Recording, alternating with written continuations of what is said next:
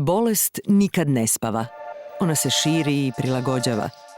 Izaziva bol i patnju. Bolest nikad ne spava. Stoga ne smijemo usporiti, jer svaki čovjek koji se bori s bolešću zaslužuje najbolju priliku za život.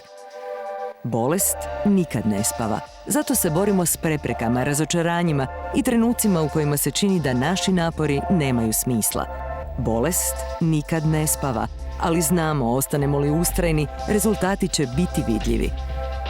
Inovativna terapija omogućila je da danas 2 od 3 ljudi s rakom živi godinama, a ne mjesecima. Umjesto smrtne presude, pacijenti s HIV-om uz inovativne lijekove danas mogu kvalitetno živjeti.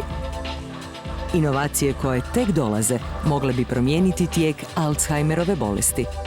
Iako se ponekad čini da nema spasonosnog rješenja, to je cilj zbog kojeg nema predaha. I nećemo stati dok svijet ne postane zdravije mjesto za sve.